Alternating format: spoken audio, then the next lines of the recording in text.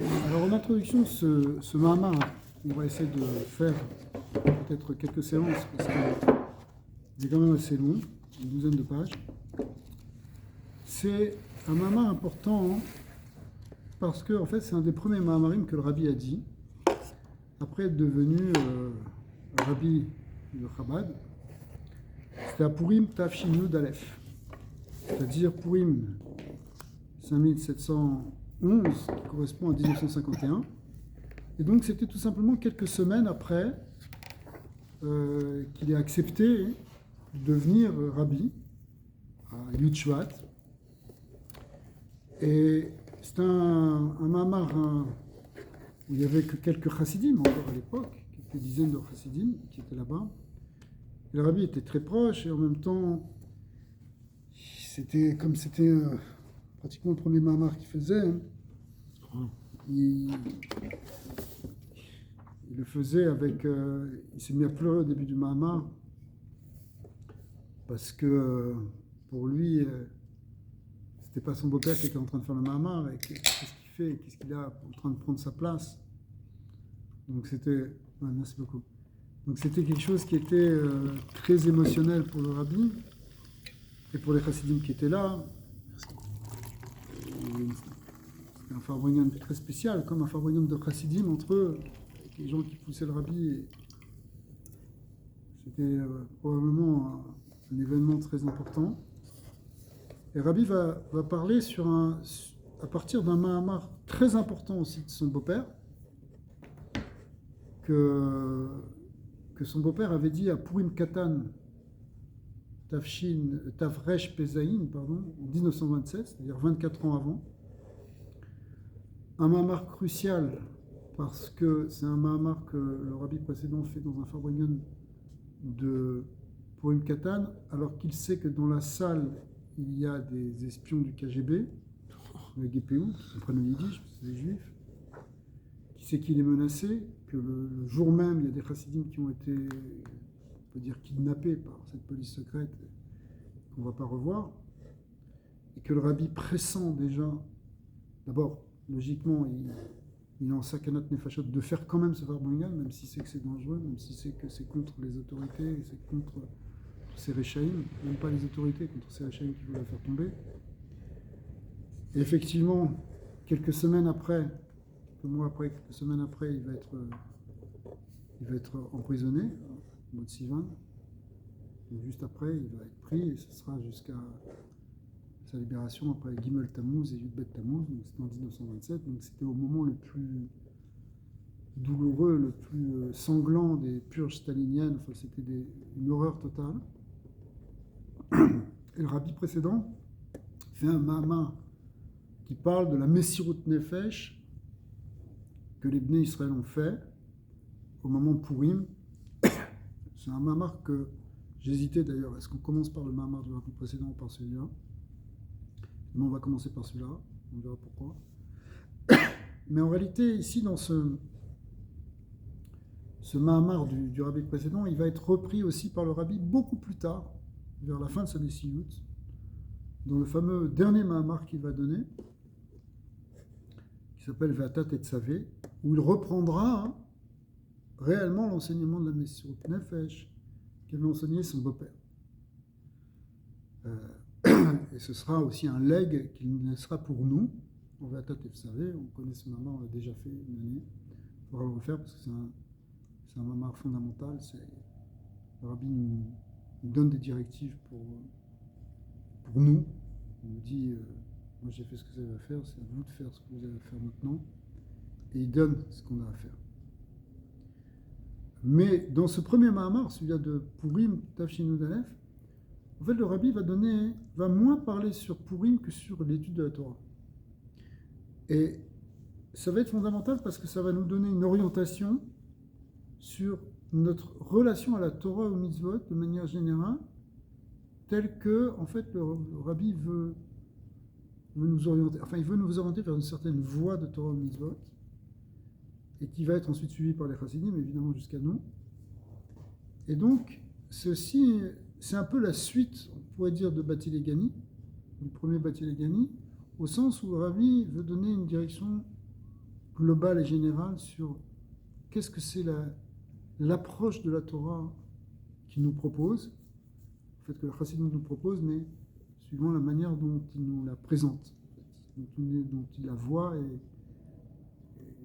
Alors, on va commencer tout de suite le Mahamar. Hein. Effectivement, ça s'appuie donc au départ sur le Mahamar du Rabbi précédent. Finalement, ça va plus être orienté sur l'idée de la Torah.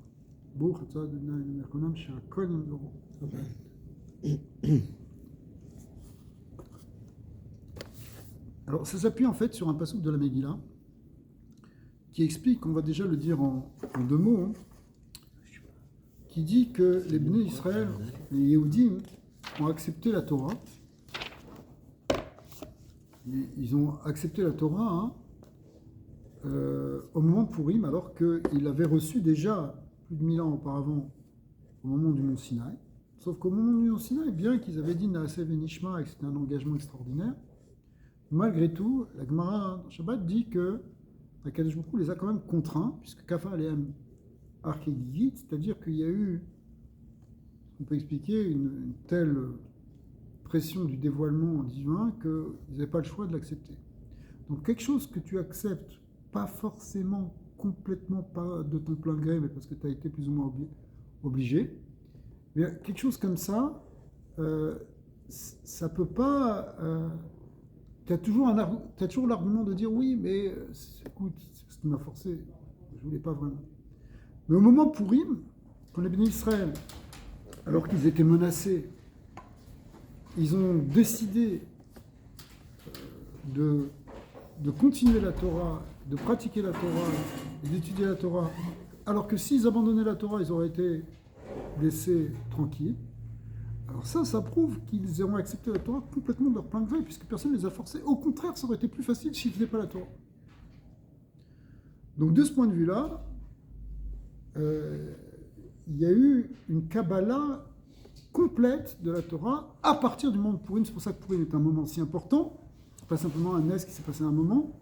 C'est que c'était une deuxième étape dans la relation entre Israël et Dieu par la Torah. Une nouvelle étape qui est venue. On a confirmé complètement ce qu'on avait accepté au Sinaï. C'est devenu mamash un acquis définitif. D'accord ? En tant que Klal Israël. Et ça se fait, donc c'est la fameuse dracha qui est donnée dans la Gemara à partir du passouk Vekibel à Yehudim et Asher echelu la'asot. Que les Bnei Israël, enfin les Yehudim, les Juifs, ils ont accepté ce qu'ils avaient commencé à faire. C'est-à-dire qu'ils ont, comme on vient d'expliquer, ils ont accepté complètement ce qu'ils avaient fait, ce qu'ils avaient commencé à accepter au moment de Har Sinaï.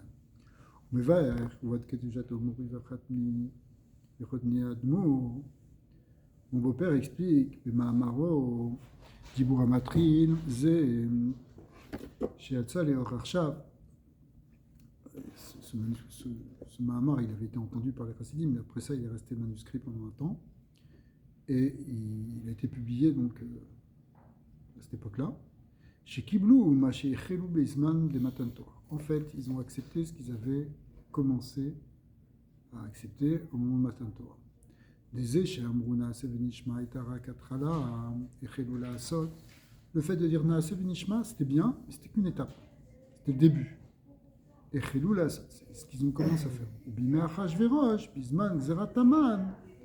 Donc l'époque de Purim, alors que les décrets étaient sévères contre les Israël, Aïta Kabbalah, la Kabbalah s'est réellement faite. La Kabbalah Torah, c'était pas à Har Sinaï, c'était à Shushan, à Purim. Incroyable. C'est ça qui est marqué Vekibel Yehudim. Les Juifs ont accepté. Medayek basé chez Yechora, ou d'avoir pélé, a priori, c'est quelque chose qui est extraordinaire, dit le rabbi précédent, chez Areb et Malan Torah, à Israël, Betachlitaïl, où les Israël étaient dans une très grande élévation. Ils ont vu les 10 Makot, ils ont vu la traversée de la mer Rouge, ils ont vu Matan Torah. Qu'est-ce que tu veux de mieux? Ils étaient dans une, physiquement, ils étaient dans la plus grande liberté qu'on puisse imaginer. Contrairement à Purim, où au contraire, ils étaient soumis aux nations. ואין בחורניות שהיו אז אצלם גילוי אלוקות בדרגה הכי נעלית. Spirituellement, ils étaient dans un niveau spirituel extrêmement élevé. Ou bimer Achashverosh ayou Israël betachlit hayirida. En revanche, à l'époque d'Achashverosh, c'était une grande descente. La pire descente, les Nusav, les Yalem, Esther, Shebechol Galut. Non seulement c'était un exil dans lequel il y a un voilement de Dieu, et Asher, Achosher, Chasser, Aves, ou l'obscurité couvre la terre. Beribut, Tzimtzumim, Ve'alemot, Ve'estarim, ce qu'on expliquait depuis Chassidut, qu'il y a des grands voilements du divin. Dieu est voilé dans la galoute, donc c'était un galoute comme toutes les galoutes où Dieu était voilé. Ouais. L'histoire de Purim. On voit que Mordechai ne voulait pas se prosterner. Le reste, il se prosternait, non? Oui. C'est-à-dire, Mais après, quand Mordechai les a réveillés à l'Etchouva, ils ont les Kibel et Yehudim, ils ont accepté, ils ont dit non. Ils se sont réunis, ils ont étudié Bepumbeya en public, ils ont enseigné aux enfants. On va voir l'importance aussi de l'étude aux enfants. Le rabbi précédent l'a beaucoup souligné. Ils ont accepté, ils ont dit non, on va se comporter comme les Juifs. Mordechai, il a réussi à leur changer ça. Tant que Gadol adore, que Moshe Rabbeinu adore, comme c'est expliqué là-bas, il a changé ça. Iné, Az Bezman Gzerat Taman, Ayab Elem Ve'ester Adioter. Non seulement c'était le galout comme tous les autres galoutes, mais c'était même un plus grand galout encore. Pourquoi? Pourquoi c'était encore un peu moins? Parce qu'à un niveau spirituel, ils étaient dans une menace existentielle totale, puisqu'il y avait une menace de les anéantir tout, hommes, femmes et enfants, en un seul jour. Même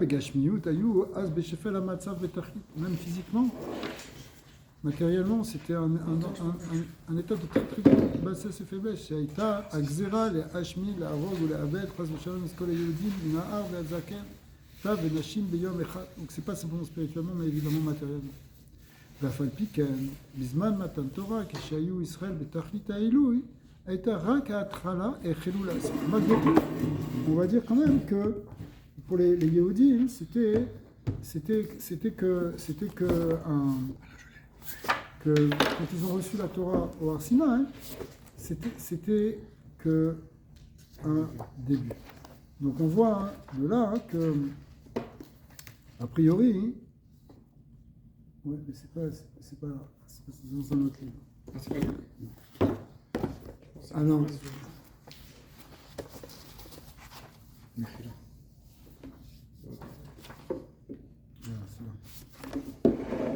Merci.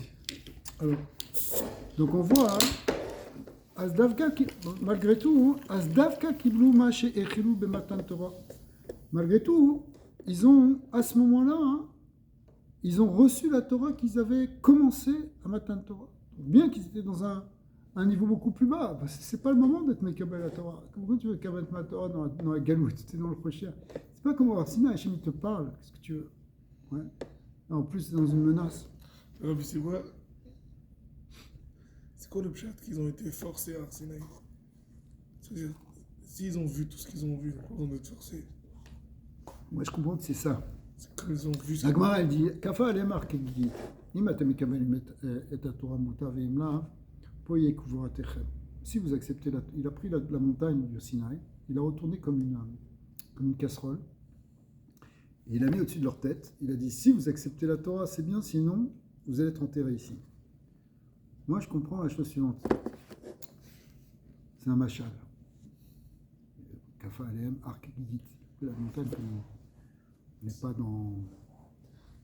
pas dans les dessins animés. Okay. C'est quoi? C'est que tu vis une expérience spirituelle immense, une révélation totale. Tu entends la parole de Dieu en direct, Anochi Hashem Elokecha. Cette révélation-là, elle est écrasante. Elle t'écrase. Tu es obligé d'aller dans le sens d'Hachem, parce que si tu ne vas pas dans le sens d'Hachem, non, tu es mort là. C'est plus rien. C'est quoi ta vie? Qu'est-ce que tu vas faire de ta vie après? Tu es enterré là, c'est-à-dire que tu n'avances plus après. Tu es complètement bloqué.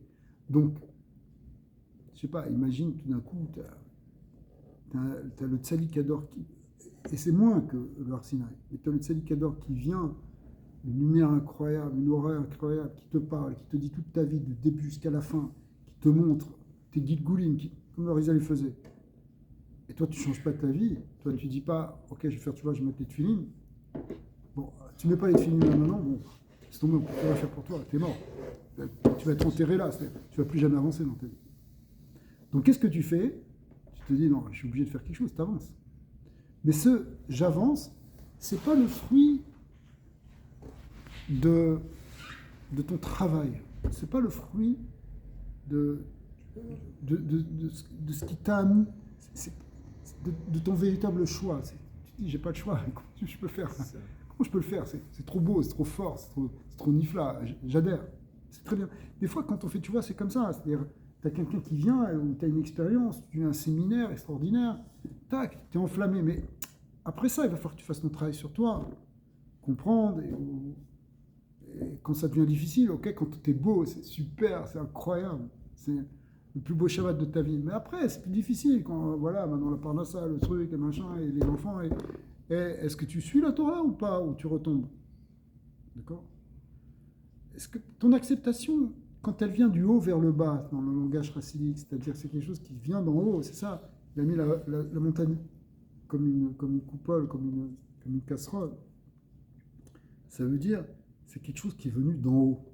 Le Har Sinaï, comme Gikit. C'est-à-dire l'expérience sinaïtique, elle est venue au-dessus de ta tête. Elle est venue, s'est imposée à toi. Hachem s'est révélé à toi. Maintenant, quand Dieu ne se révèle pas, quand tu es dans la Hastara, c'est ça le lien de Esther, Megillat Esther, le voilement, le plus grand voile, au contraire, c'est menace même de l'existence. Est-ce que maintenant, tu prends la Torah sur toi? Tu acceptes la Torah? Si tu le fais là, ça c'est venu de toi. Et si c'est venu de toi, du bas vers le haut, dans le langage chassidique, alors ça va devenir complet. Donc ce qui a été commencé, quand c'est toi qui le finis, ici, c'est là que ça finit. La Teshuvah, au départ, Hachem il se révèle à toi. Après, quand il te lâche les mains, est-ce que là tu continues ou pas? Et que si tu continues là maintenant, là ça va devenir solide. C'est plus fort. C'est plus fort. Là, au départ, tu as besoin que ça vienne d'en haut. Ouais. Mais après, il faut que ça vienne d'en bas. Après, ça devient ta propre expérience. Ça devient quelque chose qui est ton vrai choix. Ton vrai choix. Le choix de quelque chose qui vient d'écrasant, d'une expérience trop écrasante, trop évidente, trop lumineuse, finalement, ce n'est pas un vrai choix. Le vrai choix, il est dans l'obscurité, il n'est pas dans la lumière. De toute façon, quand tout est trop clair, tu as besoin de choisir. Mais quand tu es justement dans le doute, d'ailleurs, Malek, c'est aussi le Safek, quand tu es justement dans l'obscurité, dans le recherche, dans le plus grand recherche, c'est là que si tu décides quelque chose, c'est que vraiment tu le veux, quoi. Et c'est pas, ouais, on pourrait dire aussi, pour argumenter, on dire oui, mais d'accord, mais c'est parce que tu te dis, bon, bah, de toute façon, j'ai rien à perdre, je prends la Torah. Non, c'est pas vrai. Là, tu avais beaucoup à perdre à prendre la Torah. C'est-à-dire que les Chazal, ils nous disent que si l'Israël avait dit, bon, ok, on arrête avec le judaïsme, ils nous auraient laissé tranquille. Ce qu'ils n'aiment pas toujours, c'est toujours vouloir qu'on soit cette identité juive. Renonce à ton identité juive, c'est tranquille. Alors, accepter et l'apprendre et faire Messirot Nefesh, c'est ce qu'on va voir en plus. Messirot Nefesh pour finalement faire la Torah, c'est-à-dire exister en tant que, justement, porter cette identité juive complètement, eh bien, ça, c'est ça qui fait que c'est le vrai choix. Alors, au Bisman, Xerataman, Kishay ou Bitachit Ashvelut, Asdavka Kiblu Maché et Chilou Bimatan Torah. C'est la question, mais va être basé chez Bisman Xera Aya. Kiyum Torah Mizvot Shelem Bemessirut Nefesh, comme on vient d'expliquer, que donc, puisque c'était Messirut Nefesh, c'est ça qui prend toute cette dimension.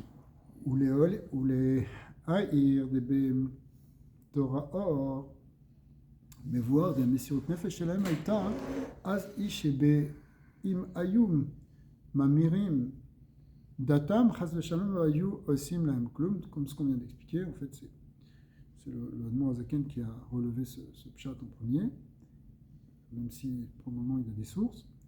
Et les sources, elles sont dans le Midrash, mais on voit que le Nyan, c'est que donc effectivement, si ils avaient rejeté le judaïsme, ils auraient été laissés tranquilles, ils auraient été sauvés.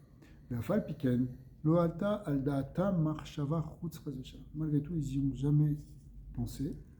ומבאר שהמסירות נפש שלהם הייתה לא רק שלא לכפור חס ושלום, אלא שמסרו נפשם גם. C'est pas simplement qu'ils n'ont pas voulu nier la Torah, c'est qu'ils ont fait מסirut nefesh pour la Torah. על קיום תורה ומצוות. ועד שהקהילו קהילות ברבים ללמוד תורה במסירות nefesh, donc c'est un point même où ils ont étudié en public, comme faisait d'ailleurs le rabbi précédent, donc justement ce jour de Purim Katan, entre autres. Donc c'est une Mesirut Nefesh, parce que non seulement tu étudies la Torah, mais en plus tu l'étudies en public. Donc c'est quelque chose qui est quand même exceptionnel. Alors, cette dimension exceptionnelle, c'est ça qui fait que ça s'appelle la vraie Kabbalat Torah. ומבאר שהמסירות נפש שלהם הייתה לא רק שלא לכפור חס ושלום, אלא שמסרו נפשם גם על קיום תורה ומצוות, ועד שהקהילו קהילות ברבים ללמוד תורה במסירות נפש. והתעוררות המסירות נפש שלהם הייתה על ידי מרדכי היהודי. Alors maintenant, pour que ça s'éveille, ce qui a déclenché, ça a été le comportement de Mordechai Yehudi. C'est-à-dire que jusque-là, ils étaient dans la peur, ils étaient soumis, il y avait Achashverosh, c'est un monstre, etc. Et tu t'imagines, il faut que tu comprennes dans quoi on est, on parle de gens qui ont été déportés, qui sont des fils de déportés dans un monde sanguinaire, de fous, de despotes complètement fous, que ce soit Nebuchadnezzar, que ce soit Balthazar, que ce soit Achashverosh, c'est des gens qui sont complètement mégalomanes, des dictateurs absolus. C'est des lois, il n'y a aucun chesed dans leurs lois, il n'y a aucune rahmanout. Ça fait très peur. Il faut qu'il y ait quelqu'un comme Mordechai Yehudi qui dit moi, il n'a peur de rien. Non seulement personnellement, mais il va réussir à entraîner tout le monde dans ça. C'est quelque chose qui est pélé. Et il va les entraîner dans le moment où la menace, elle est la plus puissante, où est monté au pouvoir, où a reçu tous les pouvoirs, le pire ennemi du peuple d'Israël qui voulait détruire totalement. Hitler est passé au pouvoir, pire encore, c'est Haman, et il a un pouvoir absolu sur le monde entier. D'accord, il peut faire ce qu'il veut, il a le sceau du roi pour décréter une solution finale, et Mordechai Yehudi, il change tout, il change toute la donne. Non seulement on ne va pas prosterner, on va faire, ils n'ont qu'à nous tuer, mais nous, on va étudier la Torah en public. Et il entraîne tout le monde avec ça. Mais quand on le voit comme ça, on se dit, Hachem, il a changé quelque chose ici. Parce que la réaction normale d'un roi comme ça serait bon, on l'élimine celui-là. Mais c'est ce qu'il a essayé de faire.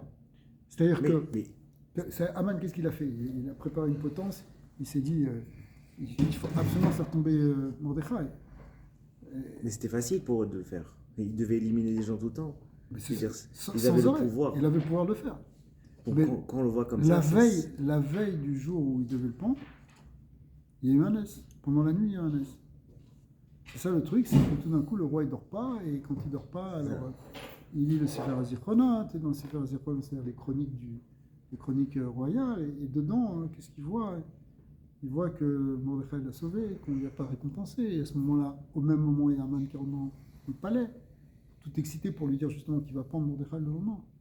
Et finalement, tout se retourne. C'est un nes. C'est ça le nes de Purim, il est là. Enfin, comme c'est marqué dans le Tokfo Shel Nes, c'est-à-dire la puissance du nes, elle se manifeste dans cette nuit-là. Mais en fait, elle commence depuis l'histoire de Vashti, pourquoi elle est tombée, que c'est Esther qui est passée à la place. Ça fait partie du miracle. Parce que s'il n'y avait pas eu Esther à la place de Vashti, qu'on aurait fait, etc. Donc, tout était prévu. Les choses se sont mises en place dans toute l'histoire de Megillah. Chaque passage de Megillah te raconte l'histoire du Nes. Mais Mordechai, il a fait d'une façon aveugle. Ça veut dire, c'est pas la différence de Moshe. Alors, c'est pas aveugle. Ça veut dire il le fait avec une grande oui, émouna. mais c'est ça que je veux dire. Ça veut dire c'est ce qu'il va lui dire. Il va lui dire à Esther. Il lui dit regarde Esther, si tu veux pas y aller, Kadosh Baruch Hu, s'il veut nous sauver d'une autre manière. Donc lui, il avait confiance il avait une émouna que Kadosh Baruch Hu, il ne va pas détruire le peuple d'Israël et qu'il va nous faire un miracle. Mais malgré tout, il faut une grande émouna C'est ça. quand tout est contre nous. Mais la différence, c'est par exemple Moshe. C'est Hachem qui le dirigeait un peu. Il lui donnait tout. C'était comme direct, mais Mordechai, c'était pas. Alors, on va voir. Parce que Mordechai, c'est pas le même contexte. Ouais. Dans le contexte du fait qu'on a eu un Beth Amikdash, ils ont eu le Prince, je vois ce que je veux dire, de l'autre côté, on commençait à devenir un peuple par rapport à Hachem, c'est Hachem. Parce que de l'autre côté, il y a eu un vécu live là d'Akadosh Baruch Hu. Je pense, je sais pas, je veux dire, ça change un peu le contexte. Mais attention, on va courageux. On va voir quand même que Mordechai, c'est la Bechina de Moshe Rabbeinu dans sa génération. C'est Mordechai le Ekar. C'est lui-même, Mordechai, il est la Bechina de Moshe Rabbeinu. Parce que finalement, même Esther s'est retrouvée comme un hack qui est au-dessus de sa tête. Quand il lui dit si c'est pas toi, ce sera une autre. Qu'elle détermine, mais si ça n'aurait pas été Mordechai, ça aurait été quelqu'un, mais il n'y avait pas quelqu'un d'autre. Non, c'est lui qui l'a fait. Ouais, c'est lui qui a. C'est normal. Esther, c'était encore force. C'est un peu comme la menace. Elle a eu peur, il lui a dit regarde, que tu le fasses ou non, Hachem va nous sortir. C'est toute une histoire. והתעוררות המסירות נפש שלהם הייתה על ידי מרדכי היהודי. c'est-à-dire, משה שבדור שאי כי קהילות ברבים, qu'est-ce qu'il a fait? Il a réuni les gens, les rabbins, les chazek et emunata. Donc lui, il avait cette émouna, il leur a transmis, il était mechazek et émouna, la foi. ועיקר עבודתו של מרדכי הייתה בלימודת תורה עם תינוקות של בית רבן. L'écart au niveau de la Avoda, c'était d'enseigner la Torah, et en particulier avec les enfants. Shem a Yesod chez Kol Israël, parce que les enfants, c'est pas secondaire, c'est le Yesod de tout Israël, qui me voit, Beruka, Bemahama, Begodel Malat Evel Tinokot shel Bet Rabban, là-bas, le rabbi précédent, donc dans Tafshin Pezaïn, Tafresh Pezaïn, il explique que justement comment ça fonctionne, pourquoi le EVLP chez Tinokot shel Bet Rabban, c'est lui qui tient. Ketab et Midrash, chez qui Betz Mordechai Yehudi, Kaf Bet Elef Talmidi. En fait, il a réuni 22 000 élèves, Velim Dam Torah Penesirut Nefesh, et malgré tous les dangers, ces 22 000 élèves, ce qui est beaucoup, ce qui est énorme, leur enseigner la Torah. Ad Shekesheba Aman, Arash Mordechai, Amar Laem, Borchu Lachem Shilo, Tekavu Begachaletim. Il leur a dit, Aman est arrivé, il est en train d'enseigner à 22 000 élèves. Imaginez, c'est une place publique immense. Il leur dit, fuyez, que vous ne soyez pas brûlés avec ma braise. C'est-à-dire que moi, je vais prendre, je ne veux pas que vous soyez pris avec moi. Mais comment ils ont réagi? Amrou, Itra, Anachnu, Ben Lechaim, Ben Amalek. Il dit, non, on reste avec toi pour la vie ou pour la mort. Donc ça veut dire que tous ces Talmidim-là, ils ont fait cette mission de Nefesh. Chez Kibu Aleyhem, Kolonesh. Ils étaient prêts à prendre sur eux toute la punition, chez Ar Verak, chez l'Oli Pared Mertoiro, tout ce qu'ils voulaient, c'est ne pas être séparés de toi. Vezeu, Vekibel Yehudim, et Asher Echelulas. Donc là, on comprend que c'est une vraie Kabbalat Torah dans ces conditions-là, par rapport, puisqu'ils étaient prêts même à mourir pour ça. Chez Matan Torah et Rakatrala, c'était rien que le début. Au Bisman Gzerataman et Kabbalah. Mais la vraie Kabbalah, ça a été à ce moment-là, au moment de la difficulté. Qui allié des Shaya, la M. Az Mesiot Nefesh Bepoa, le fait qu'ils avaient une vraie Mesiot Nefesh concrète, à ce moment-là, à Torah Mitzvah, Nital, c'est une vraie Mesiot Nefesh, parce qu'il y a un vrai risque de vie ou de mort.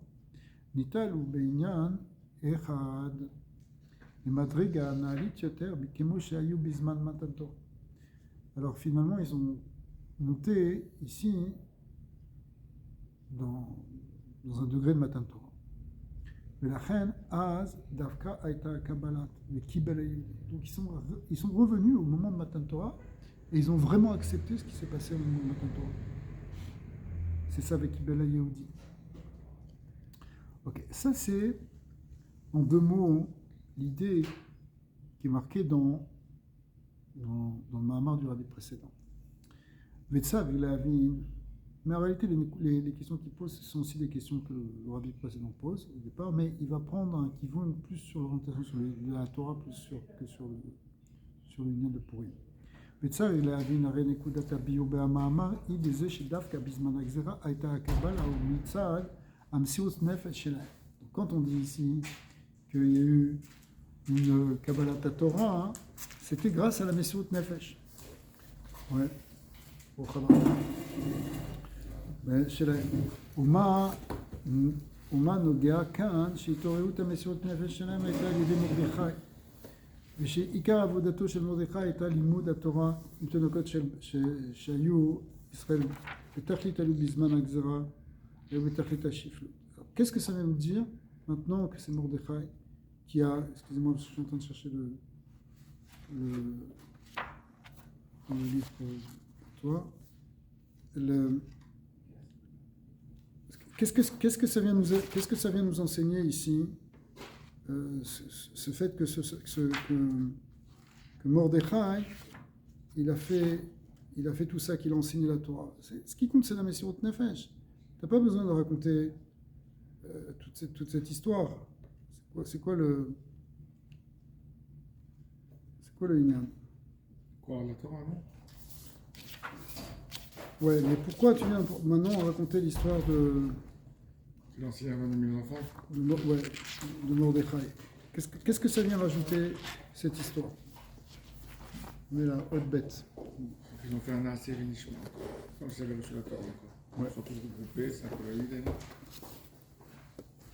וגם צריך ביור במה שכתוב בהדיוק בהתחלת המאמר. aussi il faut expliquer pourquoi le rabbi précédent il a fait un diuk au début du מאמר בזה שבזמן מתן תורה היו ישראל בתכלית העילוי ובזמן הגזרה היו בתכלית השפלות.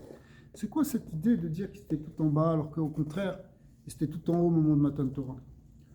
Ou en beruchaniut en begashmiut, dès qu'on dit que ce soit au niveau physique, au niveau spirituel. לכאורה להדיוק בבהמה שבהמה דרך ייתכן שבזמן שהיו בתכלית העילוי הייתה רק התחלת ובעת שהיו בתכלית השפלות אז דווקא הייתה בקבלה. נוגע העילוי והשפלות במצב הרוחני שלהם. A priori, toute l'idée de mettre un contraste entre l'élévation qu'ils avaient au moment de Matan Torah et au contraire la grande descente qu'ils avaient au moment de Purim, c'est dans le niveau spirituel. Qu'est-ce que ça peut faire de dire aussi qu'à un niveau matériel, ils étaient beaucoup moins bien au moment de Matan Torah, que ça change.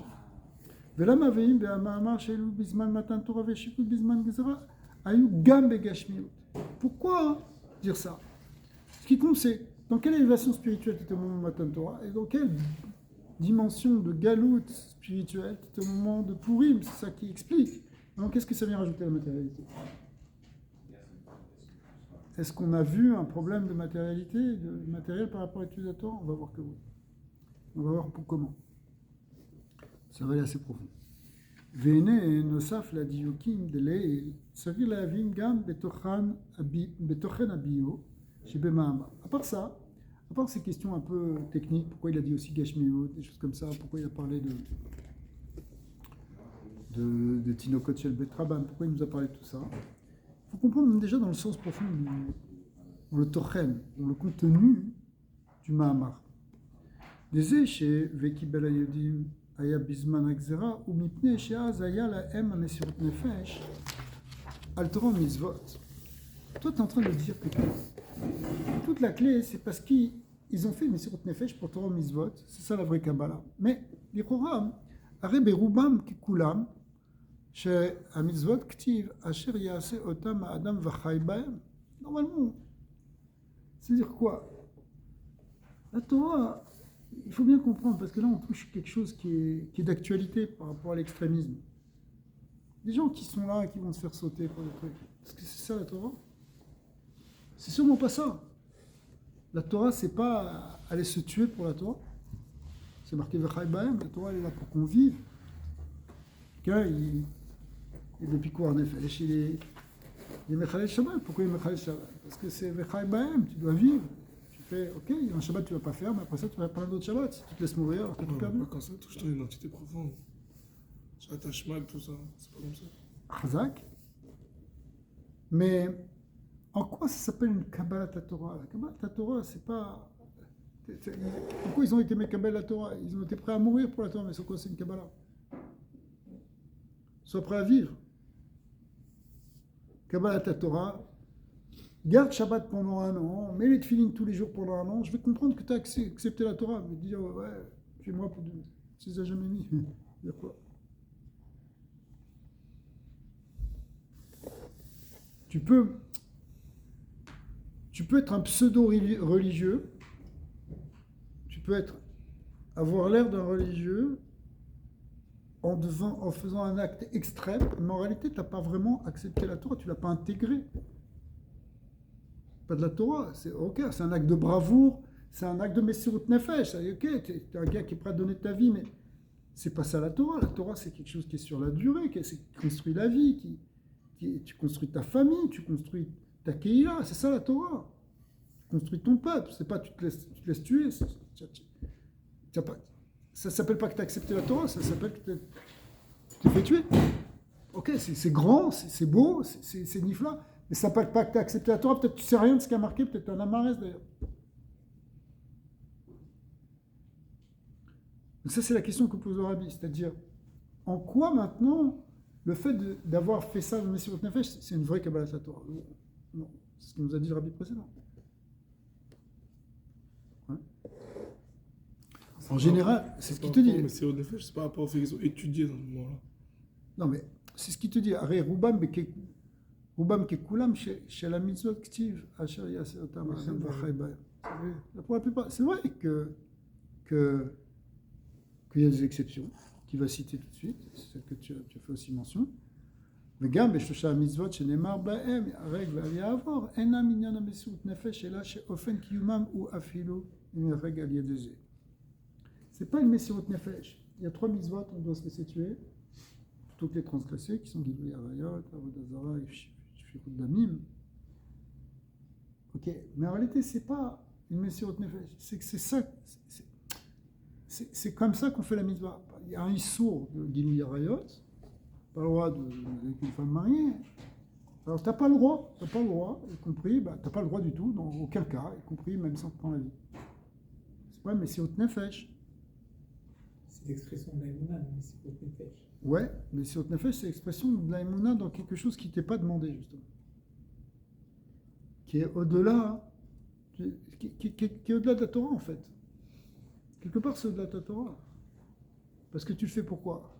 Ça va toucher ce que tu dis ça touche l'essence de ton être. Mais c'est au-delà de la Torah.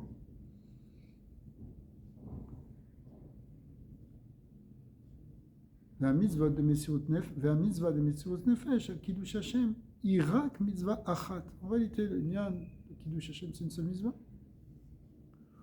ומהו האיכר במסירות נפש בשביל הקבלה? Donc, en quoi maintenant, pour recevoir la Torah réellement, avec Kibbala Yehudim, ça implique Messirut Nefesh. Messirut Nefesh à Kiddush Hashem, c'est un lien.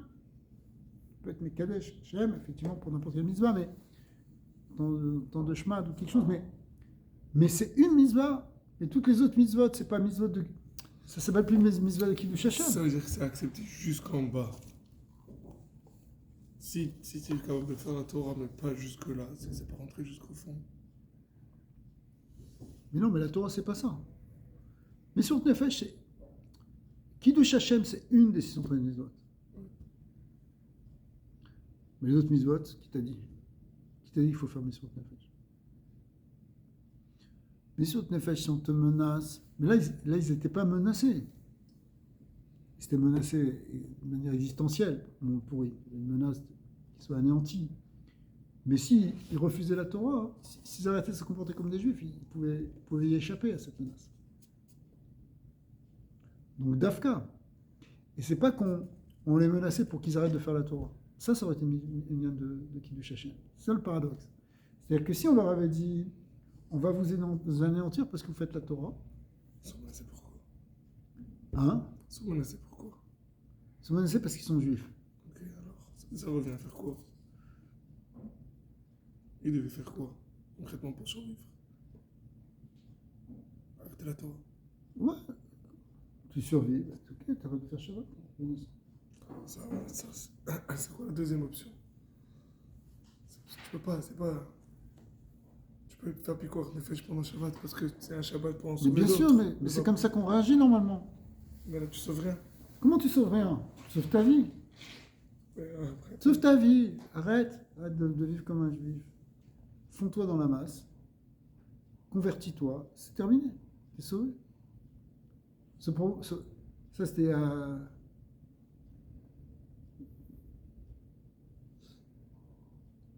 il y a longtemps, ça. Mais même en Espagne, plus récemment, ils ont été confrontés au même problème.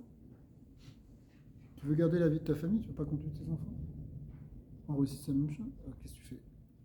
T'arrêtes.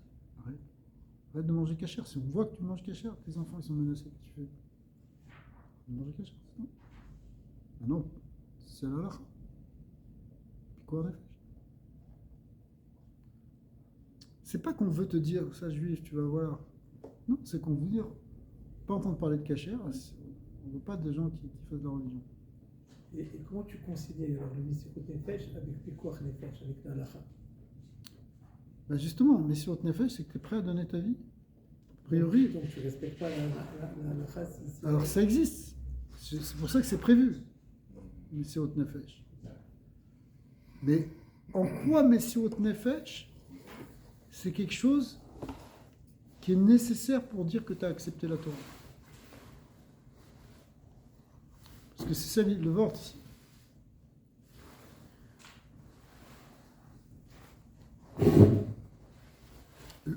L'idée de Messirut Nefesh par rapport à Pikuach Nefesh, c'est que tu préfères perdre ta vie physique plutôt que perdre ta vie spirituelle. Donc toi, tu veux me sortir de la Torah, bah, je préfère que tu tues mon corps plutôt que tu tues mon âme. Donc à ce moment-là, c'est Messirut Nefesh. Okay, parce que, effectivement, entre la vie du corps et la vie de l'âme, toi, tu as choisi. En réalité, c'est toujours quelque part Chai Bahem. Alors, je ne peux pas être Chai matériellement, mais au moins, je vais être Chai spirituellement. Mais en quoi c'est lié avec l'idée de la Torah? C'est d'autres choses, c'est au-delà de la Torah. Côté l'éternité, finalement. Ouais, De côté. ouais. En étant sur des fâches, parce que tu sais que c'est pas que ce monde, on est au-delà, on vit pour la suite, par rapport à ça. Donc tu vois, l'éternité comme un Torah éternel, comme un Toshba au cours. Ça montre ça. Et ça montre aussi que, en faisant une mission des fâches, je pense que la personne, elle a finalement au fond d'elle-même une véritable soumission à Hachem, elle comprend qu'il dit ah non, ça c'est hors question. Moi je suis attaché à Hachem, voilà, c'est comme ça que ça marche. Alors il n'y a pas de concession. Non, ouais, maintenant on l'a compris un peu en introduction, ça veut dire que si tu fais Messirut Nefesh pour la Torah, c'est que tu la veux vraiment. Si tu la veux vraiment, on te la donne vraiment en ce moment. Mais quand même, pourquoi le concept de Messirut Nefesh, c'est la question qui est posée ici, il est nécessaire pour la Klalut à Torah. Pas simplement pour montrer que tu as envie, mais en quoi ça fait partie de la Torah? C'est comme si la question que le Rabbi pose ici, maintenant, c'est dire, ok, c'est sûr que si tu fais Messirut Nefesh pour quelque chose, c'est que c'est important pour toi. C'est une vraie Kabbalah. Mais il y a autre chose, c'est quel rapport? Pourquoi on attendait ça de la Torah? Est-ce qu'on avait besoin d'attendre? C'est ça la question. Est-ce qu'on avait besoin de ça pour recevoir la Torah? c'est là où tu exprimes ton choix. Avant ça, ça rejoint toute l'idée de l'archigigit. Comme s'il n'y a pas de menace. Bah, Mais Rami, la Torah, c'est Hachem. Quand tu fais Messirut Nefesh pour la Torah, c'est pour Hachem finalement que tu le fais.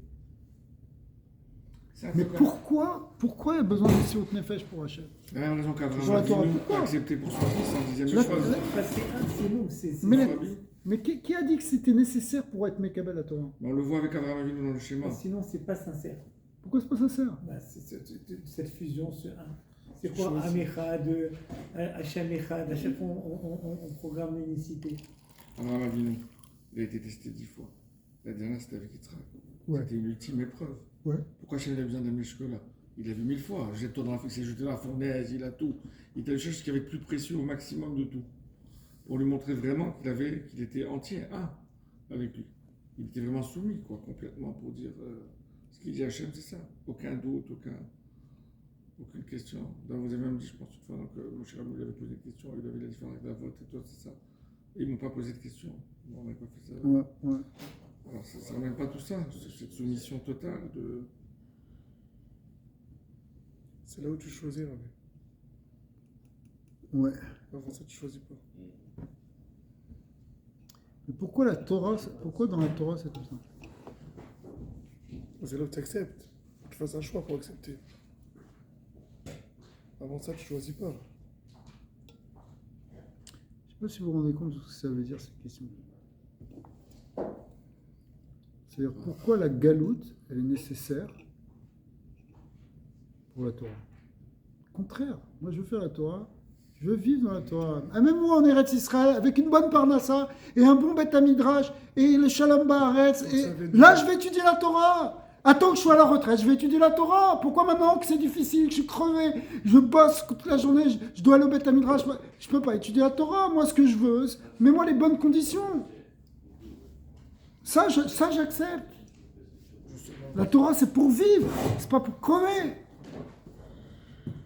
Ça vient du bas. Pourquoi il faut passer par le Siatarton, l'extrême bas de l'exil, de l'obscurité, de l'Uesterpanim, pour que ça s'appelle que tu as reçu la Torah? C'était beaucoup mieux, Arsinaï. On était bien, on avait avec Hachem. Tout est Baruch Hachem, il y a la manne, il y a le puits, il y a tout, il y a les tzadikim. Tu te dépasses. Pourquoi tu dépasses? Pourquoi tu dépasses quoi? Tu dépasses quoi? Qu'est-ce que tu veux? Qu'est-ce que tu veux de moi? Tu dépasses tes limites. Tu veux que je fasse les mitzvot? Je vais te les faire, tes mitzvot. Donne-moi les bonnes conditions. Pourquoi tu me mets dans un trou où on me menace de mort et que c'est à ce moment-là que tu dis, ah tiens, il veut faire la Torah celui-là. Tu es encore tourné vers toi. Quelle tournée vers toi? Tourné vers toi. Quelle tournée vers toi? Je tourne vers toi, je tourne vers Hachem, moi. Non. Moi, je vais faire la Torah. C'est pas avant tout. On sent. C'est pas avant tout. C'est encore ton confort, c'est encore tout ça, c'est pas avant tout. Est-ce que tu as besoin pour devenir un bon dentiste qu'on te fasse d'abord ramer dans un truc je sais pas, de trollouette complet? Non, tu as besoin, voilà, donne-moi un cabinet, je vais travailler. Donne-moi une clinique, je vais m'en occuper. J'ai pas besoin de passer un système de... Et alors pourquoi, quelle différence? Mais c'est spirituel, donc il faut faire Quelle différence, le deuil de la gâchemie, de tout pour vraiment... Pourquoi de la gâchemie? Je vais le faire le deuil de la gâchemie, j'ai pas de gâchemie haute. Au contraire, enlève-moi les problèmes de gâchemie. C'est-à-dire du plaisir de la gâchemie, pas de la gâchemie pour le plaisir, survivre, avoir les forces de faire la Torah. Le plaisir, je peux être dans une poubelle et avoir du plaisir, ça veut rien dire. T'as un gars, et pour parler de ça l'autre fois, pour le truc, il va chercher le mets raffiné ou le vin à 25 000 euros pour avoir le plaisir de la gâchemie. L'autre, il va au McDonald's, il a le plaisir, parce que pour lui, il est dans ce niveau-là, mais il est dans le même attachement à la gâchemie que celui qui est le plus raffiné des apicoros des restaurants Michelin. 5 étoiles. Ça veut dire, tu as besoin de passer par le galout, tu as besoin de passer par le rocher, la Messut Nefesh. On va te menacer de mourir pour qu'on voit que tu as accepté la Torah. Ouais. C'est quand tu dépasses que tu... as besoin de passer par pour une katane que tu es menacé d'être dans un goulag et exécuté pour ça s'appelle que tu as accepté la Torah. C'est de ça qu'il parle là-bas, le rabbi précédent. Il est dedans. Ils sont là, il sait, ses élèves qui viennent de se faire prendre, ils vont se faire exécuter. Lui-même, ils sont dans la salle et il continue de faire Brangan. Il est rentré dans une crise, il est rentré dans une transe, ils ont été obligés de le calmer, parce que comme s'il avait une vision de tout ce qui allait lui voir la vie. Quelques mois après, il était en prison, il a failli mourir. Il était condamné à... On a besoin de ça, ça s'appelle qu'on fait la Torah, qu'on a accepté la Torah. Franchement, tu as besoin de me donner ça pour que j'accepte la Torah. Tu te maries avec une femme, tu dis, je vais te faire passer le pire pour savoir si tu m'aimes. Ça va pas? Tu te maries avec une femme, attends, regarde. D'abord, pendant Shana Rishona, pain sec et de l'eau enfermés dans une chambre, sans lumière, et une fois par jour, je te passe une assiette sous la... Alors, on va voir si tu vas m'aimer. T'imagines une chose pareille? Tu ne dois pas laisser parler. Ils font pas ça, quand même. Et si tu donnes tout? Et si tu fais trop dans l'autre sens? Parce que c'est à la fin... Mais si toi, tu lui fais tout pour les faire plaisir. De l'autre Ça côté, va à la fin. C'est toi qu'elle aime ou c'est la gâchette? Pourquoi beaucoup ne fait pas la même chose à nous? Mais si tu la mets... Si juste tu débordes de gâchemie, de plaisir, de chitsoni ou de tanugim, 10 voyages par semaine, 4 maisons, trucs, c'est toi qu'elle aime ou c'est ça qu'elle aime? Elle t'aime pour ton argent? Ah. Bonne question. Possible. Comment tu vas savoir? Tu l'aimes à la voiture en fait. Alors quoi? Tu vas la faire. Attention, Comment tu tu as vas ton beau-père à savoir? côté. Fais attention à ce que tu dis. Comment tu fais? C'est ça que Hachem il fait de nous. On est là, on est dans ce monde. C'est ton père. On est en train de triper de tout ça. Comment tu fais? À un point, il faut montrer sa sincérité, c'est tout. Tu as matin Torah, tu es riche. Gashmi ou Tebi il a fait le diouk. Tu as tout. C'est pour ça que tu n'as pas choisi. Tu as tout. Je sais pas, Hachem ne sait pas si tu es sincère à ce moment-là. Tu as tout. Tu as vu les plus grands dévoilements, tu as tout vu, tu as tout reçu, tu as la richesse de l'Égypte. Il faut qu'on se cache. Et Alors jusqu'où on pourquoi? se cache. Alors pourquoi? Et combien d'années on se cache? C'est notre histoire. C'est la même histoire. C'est la même Non, histoire de Purim. le combien, ça c'est une autre C'est question. pareil, mais sous Nefesh. Le combien? Jusqu'à quand on va te prendre tes enfants? Ok, tu vas les jusqu'à menacer? quand? Jusqu'à quand? Ça c'est une question. Non, c'est ça. C'est ça. Mais de pas passer par là. Jusqu'à où? Jusqu'à où? Mais de pas passer par là, c'est une autre question. De pas passer par là, Bichla, c'est une autre question. Et ça s'appelle que tu n'as pas reçu la Torah. Ok. C'est ce qui est marqué. Il faut que tu passes par là pour que ça s'appelle que tu as reçu la Torah. Ok. Mais c'est la question que le rabbi dit. Pourquoi? Pourquoi c'est comme ça?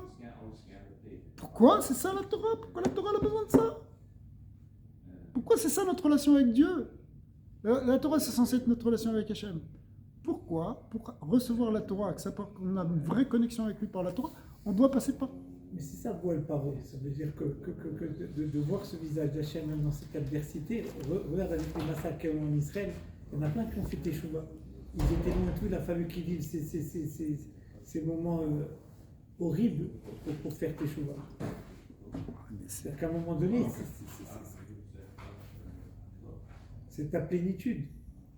Que ce soit un lien de teshuva, hein, parce que ça te fait faire teshuva, parce que tu comprends, en fin de compte. De voir même C'est ça Dieu que t'as à dans faire. l'adversité, dans les moments, les endroits les plus durs. Moshe, il avait peur d'aller chez Paro.